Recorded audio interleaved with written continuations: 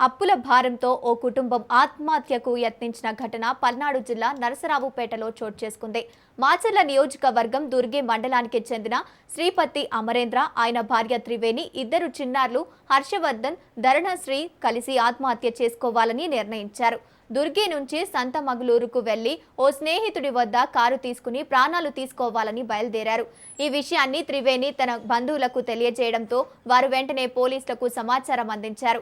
దీంతో అప్రమత్తమైన rural SI Kishore mobile tracking చేసి దాని ద్వారా స్థానాన్ని గుర్తించి గుంటూరులోని రోడ్డులోని డంపింగ్ యార్డు వద్ద కుటుంబాన్ని అదుపులోకి తీసుకున్నారు.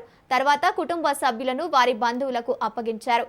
సమయస్ఫూర్తితో ప్రాణాలు కాపాడిన ఎస్ఐ కిషోర్ను బంధువులు అభినందించారు.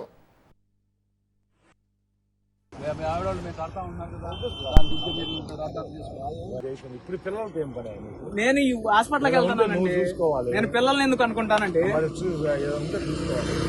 పిల్లల్ని ఎందుకు అనుకుంటాను? అడవాడు చేసి ఇప్పుడు ఏదో అనుకుంటే వాళ్ళు ఎంత టెన్షన్ పడుతున్నారు.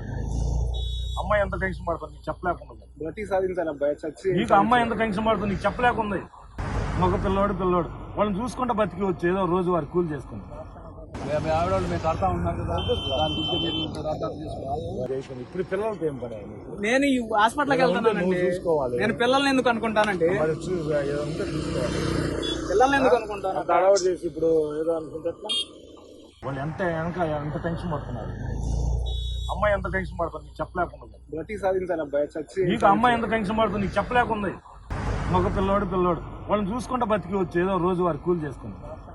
ఆవిడవాళ్ళు మేము కడతా ఉన్నాం కదా, దాని అబ్బాయి పిల్లల్ని తీసుకొని ఇక్కడ ఉంటామని సంతమాగలూరు కాడికి వచ్చారు.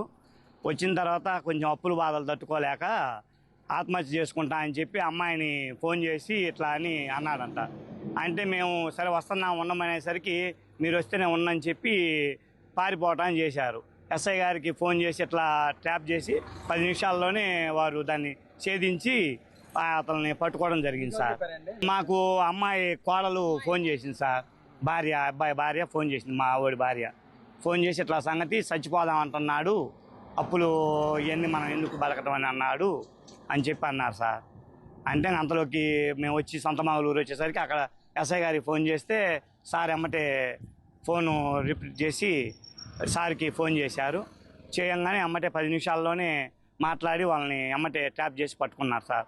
రాబడిన సమాచారం మేరకు ఒక కుటుంబం పిల్లలతో సహా ఆత్మహత్య చేసుకునే దానికి దుర్గి నుండి బయలుదేరి సంతమామలూరు అడ్డ రోడ్డు నుండి ఇటు వస్తున్నారని చెప్పి వాళ్ళ తల్లిదండ్రులైన చందు గారు అనే అతను మాకు సమాచారం ఇచ్చారు. ఇట్లా కారులో ఆత్మహత్య చేసుకునే దానికి ఆర్థిక ఇబ్బందుల వల్ల త్రివేణి, ఆమె భర్త అయిన అమరేంద్ర అనేవాళ్ళు తన కొడుకు 5 ఏళ్ల కొడుకుతో 3 ఏళ్ల పాపతో ఆత్మహత్య చేసుకునేదానికి బయలుదేరారని చెప్పి సమాచారం రావడం జరిగింది.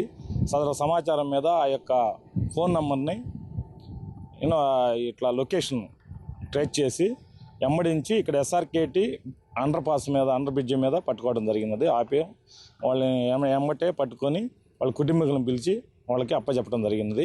వాళ్ళు చాలా సంతోషంగా వ్యక్తం చేశారు. కొంచెం క్షణికావేశంలో ఆర్థిక ఇబ్బందుల వల్ల చేసుకునే దానికి వెళ్తున్నట్టుగా వాళ్ళు కూడా నిర్ధారించడం జరిగింది. ఎలాగైతే మేము కాపాడాం.